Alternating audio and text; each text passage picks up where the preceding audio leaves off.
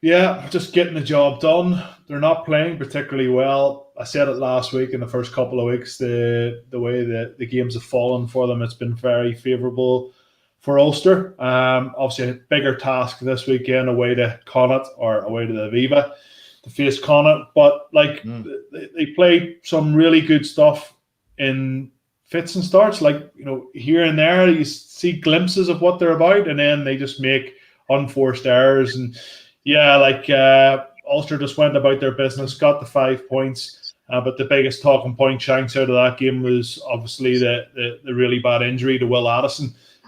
Who's been out for such a long period of time, 22 months he was out with a couple of games scattered in between there, and just a really innocuous injury, accident in that game. And he looks like he's going to be out for another period of time as he went to hospital. So, not good. Another one added to the injury list with Ulster, but they'll be happy enough for the way they just keep on winning. What about the Aviva? That's an odd one. Not seen that before. Yeah, it's an odd one. Yankee dollar. By all accounts, it's about cash and about getting a few more bums on seats. I think it's an easier one for Ulster. Of course it is. Travel down the morning of the game, spot a lunch in Dublin at one of the hotels, and then rock up for the evening kickoff. It's perfect. It's a longer drive for Connacht. There'll probably be more Ulster fans than Connacht fans. So Andy Friend, I'm sure, is disheartened a little bit that they can't go down to Galway and get the home faithful on their side. So, it's a strange one, and Ulster will be more than happy to go down to the Aviva. What about Irish selection now for the back row? The back row? Yeah. Anyone really putting their hand up? I'll tell you what, our selection for out half is where the talking points are, Shanks. Like, it's frightening. We were talking about Ben Healy last week for Munster, a brilliant performance against the Scarlets. Then we're talking about Jack Carty this week because he had a player of the match performance against Munster. And Joey Carberry, we've been talking about him for 2 years, but he hasn't really stepped up his game. And, everybody's still behind Johnny Sexton in everybody's opinion. And nobody's kind of grabbing that jersey off him. So Billy Burns, maybe an outside shot for Ulster, but he's picking up lots of niggles, not really finishing games.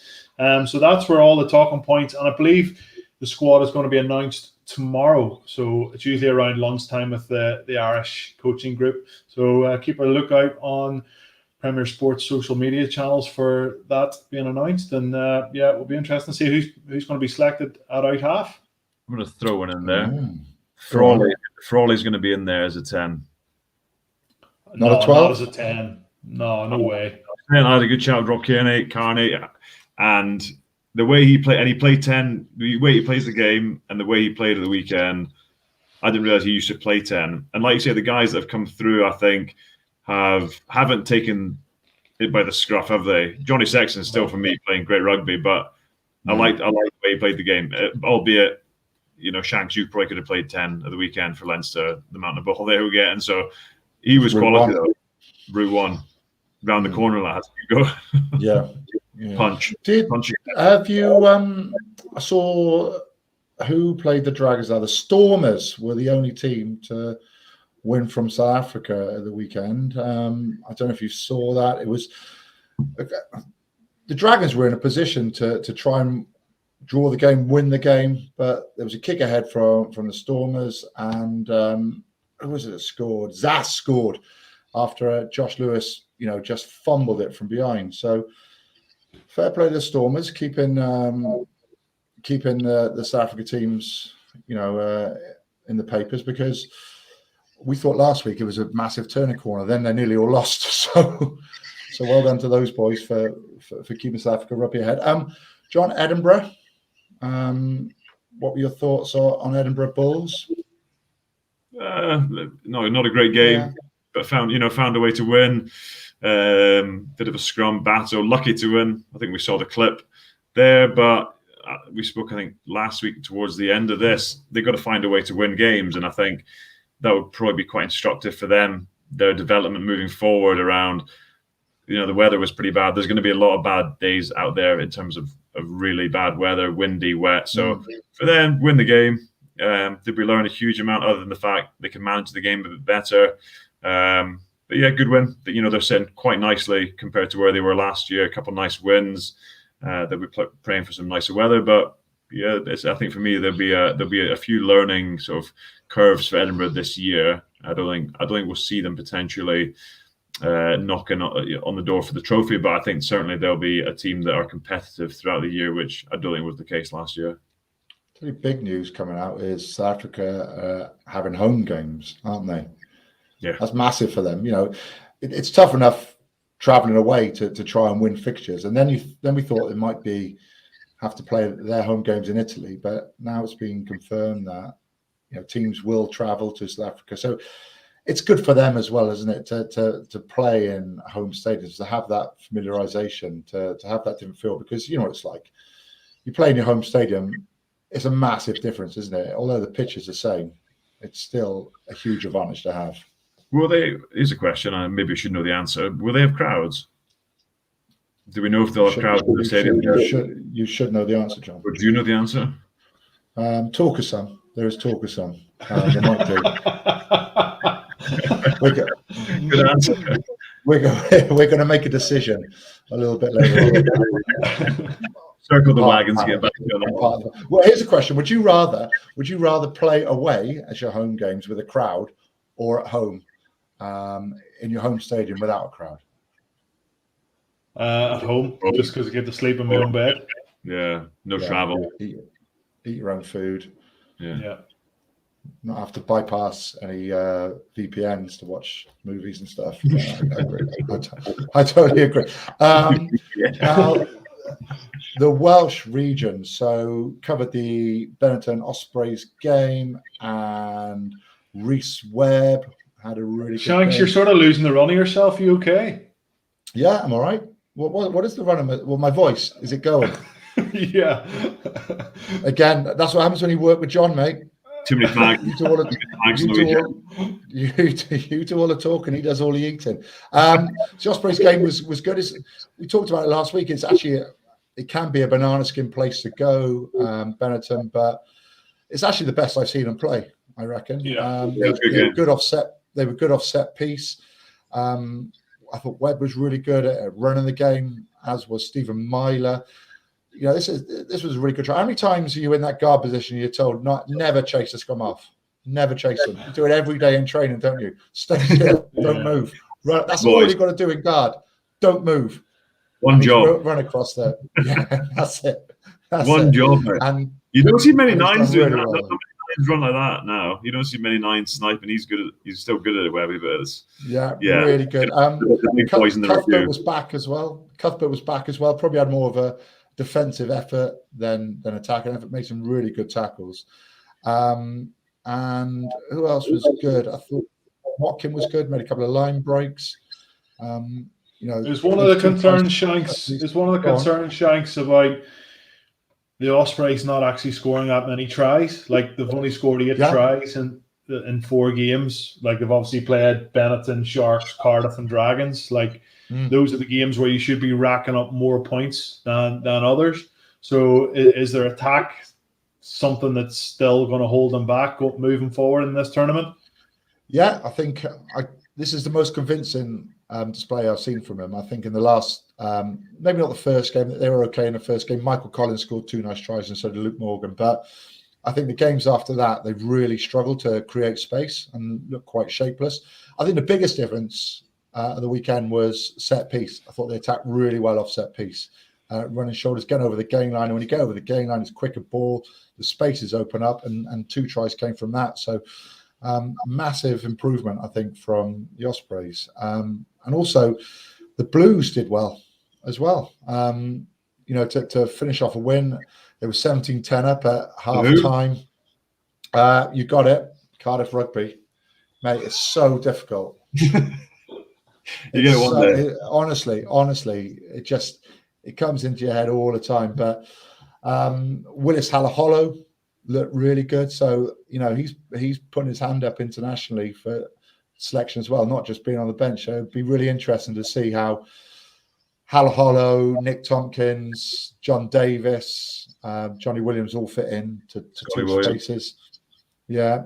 No, Scotty Williams isn't in the squad, mate. Ah. No. Bit of a shock. Yeah. Maybe it's something to do with his eye, because he went off with his eye. But yeah, I tell you also who, looked pretty good in the team was Reece Priestland at 10. His game management, his kicking game was just right on point. Plays always in the right areas, makes the right decision to kick, pass, or run. Maybe not the attacking threat like Anscombe is at the line, but mate, he can put you in the right areas, no problem at all. And I think he won man of the match, actually. So Dai Young will be happy with his team grinding out the win. Now we move on to rants of the week, and as I said at the top of the show, I am struggling slightly to find something. I mean, we've had to take hammering referees out of rant of the week to find something else.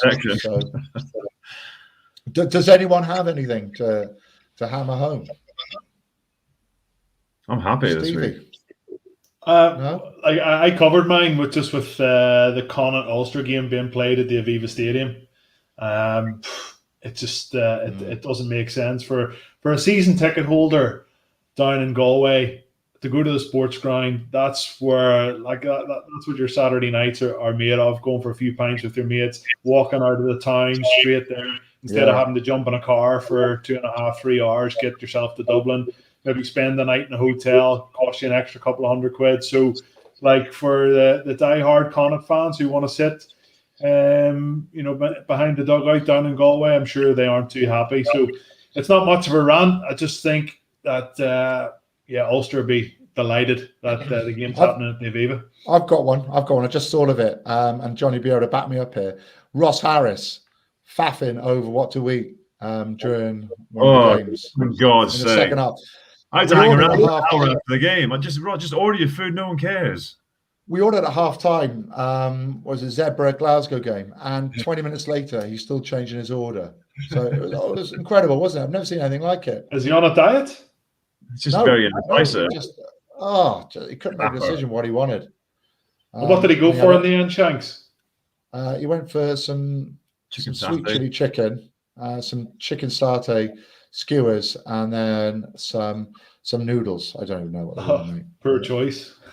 He drank them all. Anyway, right, we've got a fan question here for Stevie and John. Obviously not me, out of respect. Do Stevie and John think they get in the current Leicester back row? Leinster? What are you on about? Leicester? Don't know, mate. Wrong league, mate. In my current condition, I can barely get to the front door without being out of breath, so probably not.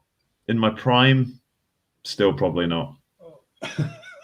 I'm struggling. I genuinely watched it, and I'm like, I don't even think I played the game anymore. It's embarrassing. Put you in a second row, Stevie. Yeah, it's tough. Certainly not now. Back in the day, possibly, but the way they're playing the game at the minute. Even Josh van der Fleer, who I didn't really rate a couple of years ago, he just seems to have added so much to his game. He carries the ball, certainly he comes onto the ball, and it's just from first gear into fifth. It's just incredible. The only advantage for me would probably be dominant tackles, but apart from that, I'd probably make the bench, Shanks. Did you boys ever play in the second row, and how much did you hate it? If you had to move around? I did against the All Blacks. I did against France. My only 10 minutes was against France in the bin, and I had to go. Are you playing in it thinking, I hope I don't have a stormer in the second row, and they pick? No. I got playing against France, and we had a man down. It's in pre-season before the World Cup, and we had a guy in the bin, and they brought on Taufe Fanua, who's 190 kilos, let's just say. We were into the scrum, and I had, you play, I've got, the videos of the backs going into play on the flank. That was me in the second row. Not a clue what was going on. My back is like a prawn, literally like a prawn trying to put. Hardest to ever push though. We once had a ploy to against England in Twickenham to chuck up a scrum half at the front of the line out, just try and surprise them. So Dwayne Peel was at the front of the lineup. The first lineup England had, Dwayne Peel's at the front, jumping against Martin Johnson. Did he win it? Martin Johnson just comes across like that, elbows him in the eye. He gets a black eye. He has to go off and never ever done it again. It's like, what are you thinking? Like, why are you chucking a scrum half up against like one of the world's greatest ever second rows? Right, we've got one more fan question. Gav Muldoon. Good question. Oh, he's got a bit of internet time in prison. Well, Gav, thanks for that question. Not looking rough. I've just lost my voice. Okay, but I'm okay. I promise you, I'm okay. I'm on the mend, and you'll be able to hear me from your cell in prison on Saturday, where I'm covering Cardiff Rugby versus the Dragons. Right. Talking of people with real poor fashion sense in Gav Muldoon, fashion police next. People have upped their game, mate. Yeah. Because you know we've been hammering home about how bad some people are dressed as. I think this part of the show. I think this part of the show might actually leave us in the next couple of weeks because we're all going to be wearing massive coats and hats and Coats the odd scarf. Yeah, so it might leave us, but Andrew Trimble there, like Trimby's alternative, isn't he? Like he is a little bit different. But yeah, black jeans, grey jumper, checked shirt. The shirt's sewn into the jumper. That shirt is definitely sewn in. It's coming out the end. Just the collar and the cuffs. Terrible look. Yeah. There's nothing other. Well, John, you did have a bit of a dodgy blazer on, John. You had like a little lapel there on it, like which I wasn't sure. Ryan Gosling had it on, and I got a tailor to make one up for me, so I had to tell Gav, didn't I? True story. I got a blazer made, and Gav asked me to tuck it away. What's the name of the company that you got it off? Oh, just my tailors, Edinburgh Tailoring. Matt Allen. No, sorry, Matalan. Stevie Murph, the producer, had to come in and say, John, I think there's something up with your blazer. There's a little bit hanging off, and he's going, no. You see how they're all. You don't take fashion advice from the producers, do you? You don't take anything from them. You take sweets from them. That's about it. Yeah, that's about right. So the last thing we got really is presenter's choice. So I get to choose three subjects. Well, three subjects I think come up on the screen, and I get to choose one. We talk about worst ever game, worst teammate, favorite player of all time. I will go with your worst ever game. There's a lot of them. Who wants to go first? You go first, Stevie. Or Shanks, you go on? Yeah, I got loads, mate. Yeah, I've got hundreds in Scotland. One was Toulouse away in the quarterfinal of the Heineken Cup, and I think the first thing I did was kick the ball through. I wanted to grubber it through where the space was, but it ends up going to one of Toulouse players. They run the length of the field and score. Dropped nearly every ball through an intercept. That was one. The second one I remember was 2009. Steve, you were playing that game in Millennium Stadium, one where you won the Grand Slam. Yeah. I was horrific that day, really bad. Missed loads of tackles. Missed one on Gordon Darcy first up. I was like man of the match for Ireland, and it's funny because I probably remember the worst games I've played more than the better ones I do, because you're devastated, aren't you? You come off the field and you're just absolutely gutted. But we won in 05, so I suppose I was just returning the favour in 09. So you're welcome, mate. I had a load. Genuinely, I had a load. I think we spoke about a few weeks ago when I came on 1 minute on the pitch, Glasgow against Ulster, my first season as a pro, and then someone said, I'll make an impact. That's the worst advice. An 18-year-old coming on when you're up by 2 points. Don't make an impact. Don't do anything. Just blend in. Yeah. Penalty given away, game lost. I was chatting to David Flatman, your friend, last week about it, and I said I played at Bath once, and I missed 9 tackles in the first half as an open side. I remember just running around, just pray. You're running, you're just praying. So just take. How are they not playing? Just take me off. Played 80 minutes, missed 12 tackles. Made 3 though. Made 3. There's new thinkers out there, but you captain Scotland, so well done. You made it successful, Stevie. Didn't have any bad games. No, Can't remember any. Yeah, I had. Oh God, I always had a couple of shockers every year. Wasn't missed tackles. It was more like knock-ons off restarts, and then like the opposition would then score. So there's nothing worse than making a bit of a howler or knocking the ball on, like maybe 20 yards out from your line, and then you're just, you're going down for the scrum, or you shank, you're standing in the back line going, please do not score, please do not score, and then all of a sudden, a couple of phases later, you're standing underneath your sticks, and like, you know everybody's looking at you, like, everybody's eyes are on you. A couple of tankings by New Zealand. One actually at Croke Park when I ended up in the second row. I come on in that game, and it was abysmal. Didn't play particularly well at all. So the worst feeling you can have, I reckon, is like if you've missed a tackle on the halfway line and you're still on the floor and you're watching. You're looking back, and you're just don't score. Oh, they scored, and you're like that, and you got to walk back into the huddle then. Like a boy, can't say anything. Or just fake an injury and just lie at the halfway line until they come back up again for the restart. Can't look anyone in the eyes, can you? Right. So we'll look ahead to this weekend's fixtures. Glasgow v Leinster, Friday night. Who wants to take that one? John, you take that one. Glasgow have been good. First and foremost, they were. Although we watched one of the worst games we've ever watched, Shanks, of the weekend. Over in Zebra, it was pretty dire, but they won. So they're playing a good brand of rugby at home. Glasgow tough to beat. They'll present more of a challenge, I think, than Scarlets did. I just think any game Leinster play on, it depends which Leinster show up. If they show up like they did on the weekend, they'll win. They'll win comfortably. But I think Glasgow could shock a few teams this year. I think when they get up for the big games, going away to Zebra, it's a young team. It's not easy. Yeah. It's not the biggest game, and you just go in. You hope you win. You come home. But I think looking at that, who's going to win? I'll go for Glasgow. Go on. Back the boys. I'm with you, mate. Stevie, Connor, Ulster. How's that one going, mate? Yeah, it's a big game. Ulster's first real. Obviously Glasgow in that first game at home put it up to them.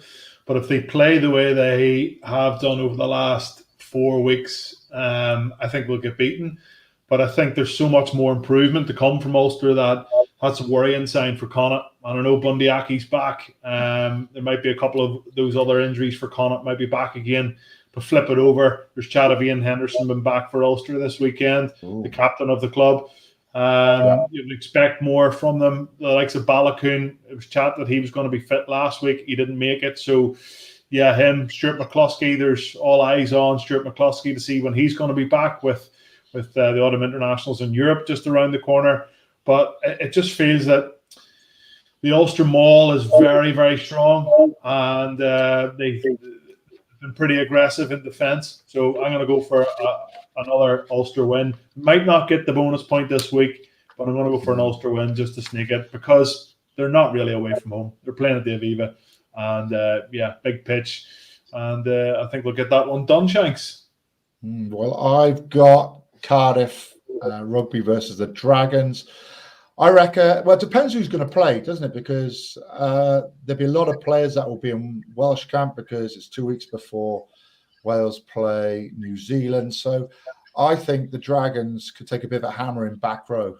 Tame Basham, Moriarty, Wainwright, that could be the starting back row for New Zealand. So I'm not sure they'll play. Jared Evans should be back fit for Cardiff Rugby. So I think it'd be a really good game because it'd be a derby. There'd be a few players missing, but I think Cardiff Rugby will have just enough. I think they'll have more attacking threats. I think they'll be a little bit stronger up front. And then with Jared Evans coming back, with Owen Lane, with Matthew Morgan, and maybe Hallam Amos will be back in as well. And a little word on Hallam Amos. He's retiring at the end of the year, going to take up medicine full time. So I know one man will be devastated by that, and be Jamie Roberts, because he got there first. He'd be Jamie Roberts' boss by the time he's retired. Thanks. Who's going to win out of Scarlets and Benetton?